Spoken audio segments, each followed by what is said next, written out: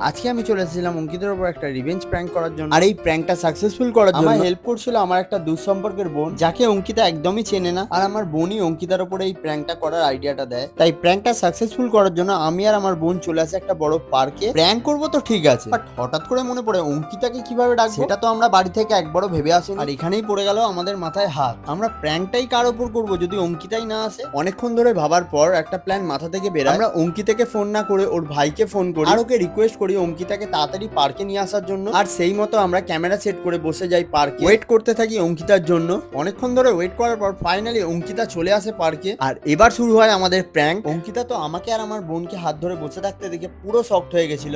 তার উপর গাইস অঙ্কিতার সামনে আমি আমার বোনকে ইন্ট্রোডিউস করাই আমার এক্স গার্লফ্রেন্ড হিসাবে। যে ও আর তোমার সাথে কোনো রিলেশন রাখতে চায় না, ও আমার সাথে এখন আছে। তুই কে ভাই, তুই জানিস আমি ওর একটা ঠাস করে চড় মারবো, ফালতু কথা বন্ধ তোমার কর। সামনে ও এরকম বলছে কি করে? আর প্র্যাঙ্ক করতে করতে ব্যাপারটা এতটাই সিরিয়াস হয়ে গেছিল যে অঙ্কিতা শেষমেশ জুতোর বাড়ি আমায় মারতে আসে। আর তারপরেই একটা বড়সড় অ্যাক্সিডেন্ট হয়ে যায়। ধাক্কা ধাক্কিতে অঙ্কিতা পড়ে যায় আর পড়ে গিয়ে পুরো সেন্সলেস হয়ে যায়। সিরিয়াসলি ব্যাপারটা এতটাই বাজে দিকে চলে গেছিল যে পার্কের সিকিউরিটি গার্ড পর্যন্ত চলে আসে। আর এদিকে পুরো বোতলের জল অঙ্কিতার মাথায় ঢেলে দেওয়ার পরেও অঙ্কিতার সেন্স কিছুতেই ফিরছিল না। বাই দ্য ওয়ে, এরপরে কি হয়েছিল সেটা জানার জন্য তোমরা আমাদের লং প্র্যাঙ্ক ভিডিওটা চ্যানেলে গিয়ে দেখে নিও। লং ভিডিওর লিংক আমি এই ভিডিওর ক্যাপশনের উপর দিয়ে দিয়েছি, যাও গিয়ে দেখে নাও।